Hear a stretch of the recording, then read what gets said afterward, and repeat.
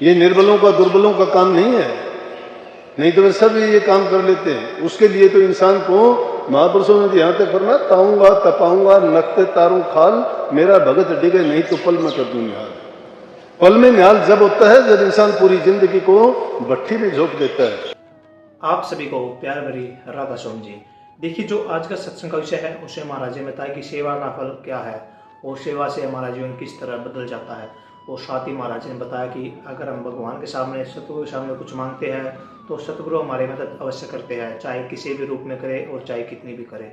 और साथ ही महाराज जी ने बताया कि जो इंसान सेवा करता है वह इंसान किस तरह मेवा पा सकता है, वह इंसान किस तरह अपने परिवार में और अपने जीवन में सुख शांति को लेकर आ सकता है। और साथ ही महाराज जी ने बताया कि कर्म किस तरह हमारे जीवन को सुधारते हैं और बिगाड़ते हैं, और हमें किस तरह कर्म करने चाहिए जिससे जो हमारा जीवन है वो पवित्र बन सके। और साथ ही महाराज जी ने बहुत प्यारी प्यारी बातें सत्संग में बताई है, जो बातें अगर हम अपनाते हैं तो हमारा जीवन और हमारा परिवार सार्थक बन जाएगा। तो चलिए, आपका कीमती समय लेते सत्संग को शुरू करते हैं। कृपया सत्संग को पूरा सुनकर पुण्य भागीदार अवश्य बनिए।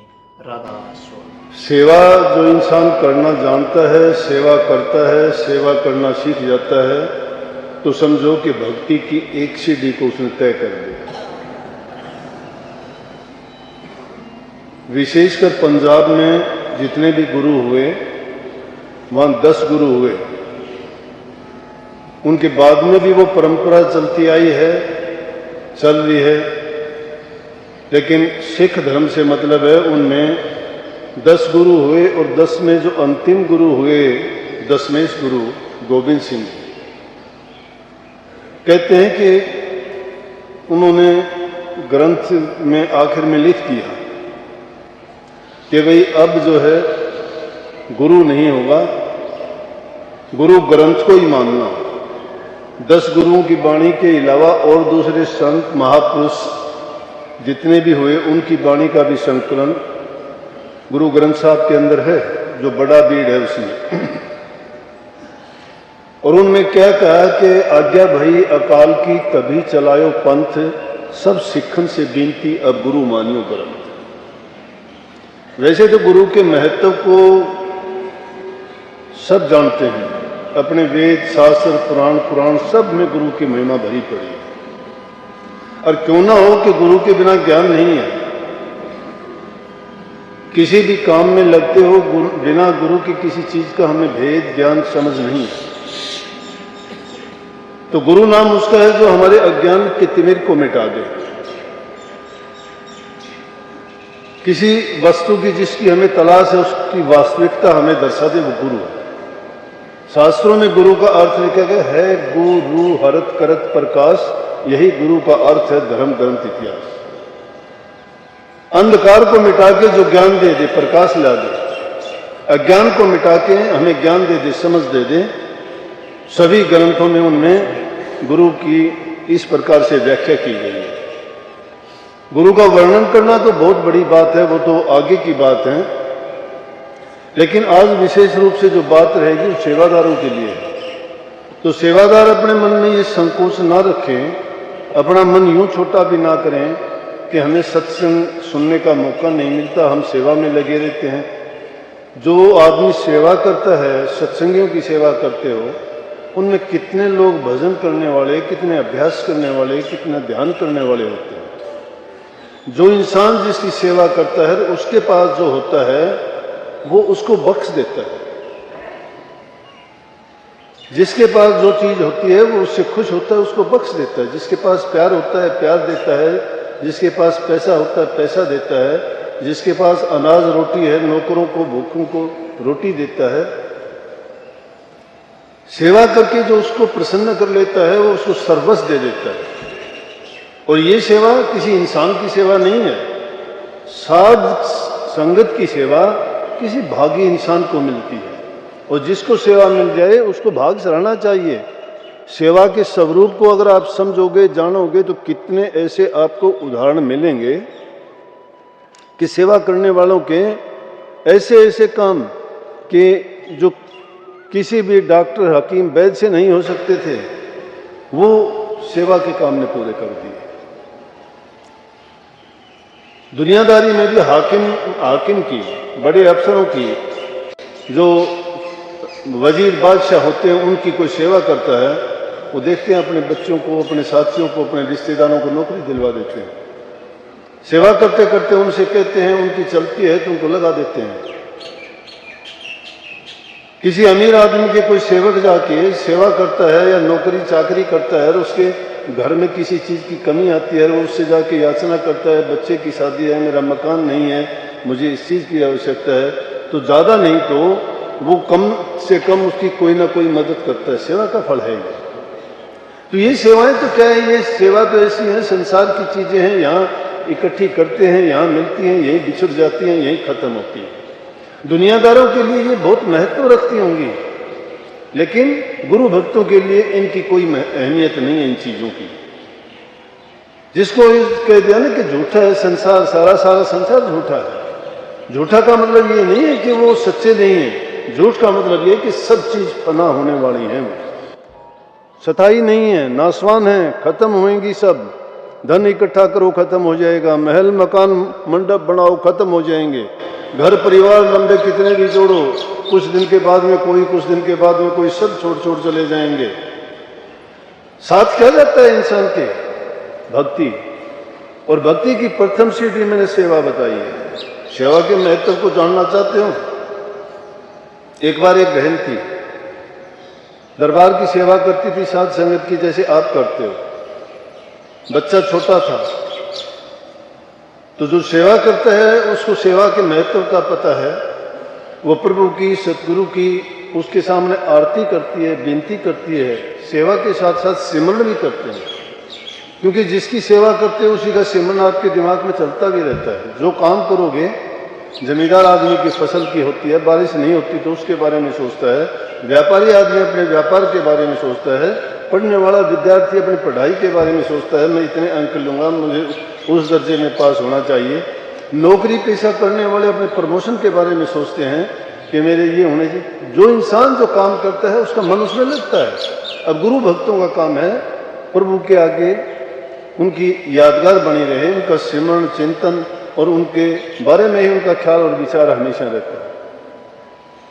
तो वो सेवा करती जाती है, सेवा करते करते नाम का सिमरण करती है, मस्त है। अब दूसरे संसारी लोग भी ऐसे लोगों से सवाल करते हैं, तुम कहाँ जाते हो, किस गुरु के पास जाते हो, क्या देता है आपको, क्या देता है? ये लड़का बैठा यहीं पे जितेंद्र, पहले भी इसका जिक्र आया है, लेकिन सबके लिए एक बात नहीं होती, सबके याद भी नहीं रहती। वो जितेंद्र सुबह सुबह सत्संग के लिए आता है, बहुत काम करता है, अपने सत्संग की सेवा करता है। जितने भी सत्संग लिखता है सब के सब यूट्यूब पे या फेसबुक पे जितने डालता है सब वही लोड करता है। तो सुबह सुबह ये आता है, यहाँ भिवानी में मिठाई की दुकान पे जाके खड़ा होता है, जल्दी आ गया। जल्दी आने से उससे कहने लगे मैंने कहा ना कि संसारी लोग पूछते हैं, वो पूछते हैं कहाँ जाते हैं, बेवकूफ भी समझते हैं। अब ये कोई एमपी से आया है, कोई यूपी बिहार से आया है, कोई बंगाल से आया है, कोई सिक्किम से आया है, कोई नेपाल से आया है, इनको भी कहेंगे लोग कि बेवकूफ है, कहाँ कहाँ से चल के आते हैं। जिन लोगों को ज्ञान समझ नहीं है, अब कुत्ते को नारियल दे दे उसको क्या करेगा? वो ना तोड़ सकता, ना फोड़ सकता, ना गोला, ना पानी, कुछ नहीं खा सकता उसका। अज्ञान के बिना उनको समझ नहीं है, वो क्या समझेंगे?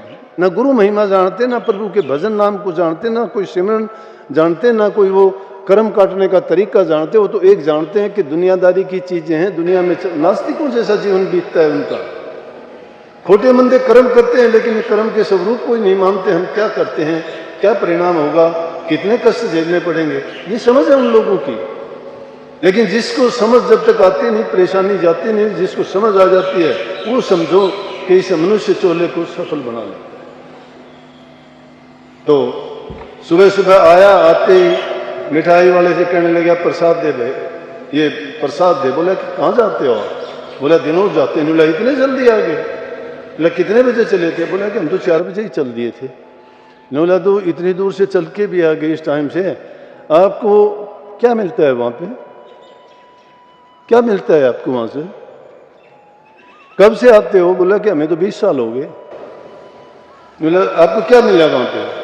बोला जो हमने 20 साल में पाया तुझे 2 सेकंड में कैसे बता दूं हमें क्या मिलता है वहां पे? क्या बोल रहे आगे से? जवाब नहीं आया उसको कि बात ठीक है। जिस इंसान को 20 साल इस तरह से अपनी श्रद्धा और विश्वास के साथ आता है, इसका मतलब उसने बहुत कुछ प्राप्त कर लिया। और जो कुछ प्राप्त कर लिया वो कैसे वर्णन कर देगा, क्या क्या ले लिया। जिन लोगों को समझ नहीं है उसको कुछ नहीं मिला। वो तो कहते हैं कि मैं तो ऐसा ही आया था, ऐसा ही हूँ, भिखारी आया था, भिखारी हूँ। जो ऐसा आता है ऐसा जाता भी है। ये मत सोचो लेने वाली चीज जो है वो तुम्हारे इस झोली में, इस पात्र में, इस संसार की जितने बर्तन हैं उनमें नहीं समा सकती। उसको समाने के लिए तुम्हारा हृदय होना चाहिए। और हृदय के कपाट जब खोल के लेके जाओगे, वो ज्ञान उसमें जब रख दिया जाएगा, वो ज्ञान तुम्हारे अज्ञान को, अंधेरे को मिटा देगा। फिर पता लगेगा तुम्हें क्या मिला और क्या नहीं मिला। संसार के पदार्थों को पाके क्या खुश होना चाहते हो? यदि यहीं आए थे यहीं बिछड़ जाएंगे। किसके साथ नहीं गए? किसी को देखा किसी की कफन में कोई जेब हो कि मोहर असर दिए नोट कुछ डाल के ले गया हो? यहीं छोड़ गए सब के सब। लेकिन जिन्होंने राम के नाम के साथ में अपना नाता जोड़ा वो लेके गए। और संसार में क्या छोड़ के गए? अपनी छाप छोड़ के गए। क्या दादू के पास था, क्या कबीर के पास था, क्या भिरणी के पास था, क्या सहजोबाई के पास था? क्या था उनके पास? भूखे थे, टाइम की रोटी भी नहीं मिली थी उनको। लेकिन आज उन्हीं के गीत गा रहे हैं। क्यों गा रहे हैं उनके? वो कोई राजा बाबू सेठ साहूकार थे, उनके पास कोई धन दौलत थी, कोई ऊंचे पद प्रतिष्ठा थी? नहीं। उनके पास जो चीज थी वो हर इंसान को नहीं मिलती। और उस ज्ञान को जब बांटने के लिए आए थे तो लोग उनको नहीं समझ पाए। अब जो है उन बातों को याद कर करके लोग कहते हैं कि वो तो खुदा आए थे, उन्होंने जो चीज दी वो नहीं मिल सकती कहीं भी। और जब वो हाजिर थे तब लोगों ने उनके साथ दुश्मनी की। जब चले गए तो उनकी यादगार में पता नहीं क्या क्या बनाते हैं। मुझे मौका मिला काशी जी में जाने के लिए। मैं इसीलिए गया कि मैं काशी जी जाके कबीर साहब की वो जगह देख के आऊँ जो महापुरुष यहाँ है। रविदास जी का मंदिर वो देख के आया, कबीर साहब जी का मंदिर देख के आया, और दूसरे मंदिर थे वो सब के सब देखे कि जहाँ पर महापुरुष विराजते थे। आज वो याद आती हैं वो बातें। आज वो भूमि पावन है जहाँ पे उन्होंने कदम रखे थे। और वो रहते हुए दुनियादारों ने उनको कितने कितने जुल्म पाप अत्याचार किए उन पर, ना समझी के कारण हुई ना। फिर दूसरा सवाल जितेंद्र से किया, बोला तो तुम्हारे बाबा जी ने बोला बीमारी भी ठीक कर देते, क्योंकि उसको जरूरत बीमारी की थी। कोई को रोग तकलीफ होगा, संसारी जिसकी चाह होती है उसी के लिए जाता है। जिसको जो आवश्यकता है वो तो वही चाहता है उसको वो मिले। गरीब चाहता है उसको दो रोटी मिले, निर्धन चाहता है उसको धन मिले, प्यासा चाहता है उसे पानी मिले। लेकिन जिसको ज्ञान की तलाश है, जो मुक्ति चाहता है, वो सोचता है मुझे नाम मिले, मुझे गुरु मिले, मुझे सत्संग मिले, मुझे गुरुओं का उपदेश मिले, मुझे उनके बताए हुए मार्ग पर चल के मुझे अपनी मंजिल प्राप्त हो, जिसके लिए मनुष्य चोला मिला है। बहुत कम होंगे ऐसे। कुछ समय के लिए तो ज्ञान समझ में आता है, ये औंधी खोपड़ी है इंसान की। अगर सीधी तो होती थी इसमें कोई चीज डल जाती, लेकिन मुद्दी होने के कारण नहीं जाती इसमें। यहाँ से कहाँ डालें, इसमें नहीं डलती, बहुत मुश्किल से जाती है। इसीलिए उल्टा पंथ है। उल्टे पंथ पे चढ़ने के लिए बहुत दिक्कत आती है। उस पर कोई सूरवीर, कोई महान योद्धा ही चढ़ सकता है। ये निर्बलों का, दुर्बलों का काम नहीं है। नहीं तो वे सब ये काम कर लेते हैं। उसके लिए तो इंसान को महापुरुषों ने यहाँ तक फरमाया, ताऊंगा तपाऊंगा नक्ते तारूं खाल, मेरा भगत डिगे नहीं तो पल में कर दूं निहाल। पल में निहाल जब होता है जब इंसान पूरी जिंदगी को भट्ठी में झोंक देता है। न तन की परवाह, न मन की परवाह, न जीवन की परवाह, न खाने की परवाह। हर चीज का संयम, खाने का, सोने का, पीने का, रहने का, बोलने का, चलने का, ये कौन इतना संयम बरतता है? दुनियादारी के ऐस आराम छोड़े जाते हैं, 2 मिनट का ऐसा आराम नहीं छोड़ सकते, कष्ट नहीं भोग सकते। संत कहते हैं उनको सहन करना सीखो। सहन करना सीखोगे वो तुम्हें संयम में बदल देगा, और संयम तुम्हारी साधना बन जाएगी। जब संयम नहीं है तो साधना क्या खाक होगी? नहीं होती। ना भूख के बस रहो, ना प्यास के बस रहो, ना नींद के बस रहो, ना आराम के बस रहो। हिम्मते मर्द मददे खुदा, हिम्मत जुटा के दिखाओ, फिर देखो खुदा तुम्हारे साथ होता है। महाराज जी कहते थे कि इसमें डरने की क्या बात है, कि उसके सामने अड़ जाओ मजबूती के साथ, फिर तुम्हें पता लगेगा कि खुदा क्या करता है तुम्हारे लिए। तुम बांध कमर क्यों डरता है, फिर देख खुदा क्या करता है। कमर को बांध के मतलब मजबूती के साथ जिस काम में तू जुट जा, फिर देख वो परमात्मा क्या करता है। दूसरी बात पूछने लगा तो बीमारी को भी ठीक कर देते हैं। बोले बीमारी ठीक करना कोई बड़ी बात थोड़ी है, तो डॉक्टर हकीमों से दिखा ले यहाँ पे। वो जो चीज़ ठीक करते हैं उसकी पूछ ले। बोला वो क्या ठीक करते हैं? नहीं बोला वो तो 84 लाख से बाहर निकाल देते हैं, जन्म मरण से छुटकारा दिला देते हैं। इंसानी चोला जिस चीज़ के लिए मिला है वो दवाई देते हैं।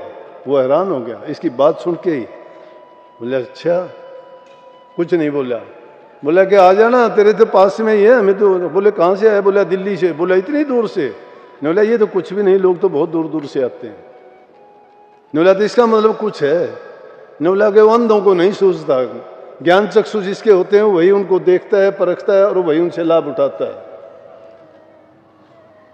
कहने का मतलब ये है कि आदमी जब किसी चीज की उसको तलाश होती है परवाह नहीं करता, वो जीवन की बाजी लगानी पड़ती है। अगर वो परवाह करता है जीने की, जिन ढूंढा तिन पाई यार गहरे पानी पेट, मैं बपूरा बूढ़न डरा रहा किनारे बैठ। जो किनारे पर बैठ के मोती की तलाश करना चाहते हैं, मोती किनारे पे नहीं आते, समुद्र की गहराइयों में मिलते हैं। और समुद्र की गहराइयों में वो उतरते हैं जो मरने की परवाह नहीं करते हैं। जो जान की बाजी लगाते हैं वो जाते हैं, और जो मरने से डरते हैं वो किनारे पे बैठ के उनके इंतजार किया करते हैं। इंतजार में जिंदगी बीत जाती है, उनको हाथ कुछ नहीं आया करता है। सत्संग को पूरा सुनने के लिए आपका बहुत बहुत धन्यवाद। हम आशा करते हैं आपने सत्संग को बड़ा ही ध्यान से सुना होगा। तो जैसे पहले सत्संग जी आपने सत्संग में सुना, जिस व्यक्ति का जीवन है अगर सतगुरु पर निर्भर है तो सतगुरु उसकी किस तरह रक्षा करते हैं। सतगुरु उसको हर मुसीबतों से निकाल देते हैं, हर दुखों से निकाल कर उसके जीवन में सुख भर देते हैं और उस व्यक्ति के जीवन को निराला बना देते हैं। और उसके सही महाराज जी ने बताया कि अगर हम कर्म करते हैं तो कर्म से हमारा जीवन बनता है। हम अच्छे कर्म करेंगे तो हमें अच्छे फल मिलेगा। अगर हम बुरा कर्म करते हैं, किसी के साथ बुरा करते हैं, पाप करते हैं, तो उसके बदले में हमारा जीवन भी वैसा ही बनेगा। हम कभी सुख नहीं भोग पाएंगे अगर हमारे कर्म गलत है। अगर हमारे कर्म बुरे हैं तो हमें भुगतने पड़ेंगे। इसलिए हमेशा अच्छे कर्म कीजिए, दूसरों का भला कीजिए, ताकि जो आपका आगे भविष्य है, जो आपके परिवार का भविष्य है वो अच्छा जाए और आपका जो जीवन है वो सुख शांति से व्यतीत हो। तो कृपया गुरु महाराज जी की इन बातों को आप अपने जीवन में अवश्य उतारिए और अपने जीवन को सार्थक, सफल और सुखमय अवश्य बनाइए। और साथ ही अगर आपको सत्संग अच्छा लगा आप तो कमेंट बॉक्स में राधा स्वामी लिखकर पुण्य भागीदार अवश्य बनिए। मिलते हैं जल्दी एक नए और बहुत ही प्यारे प्रवचनों के साथ। तब तक के लिए आप हमें दीजिए राधा स्वामी।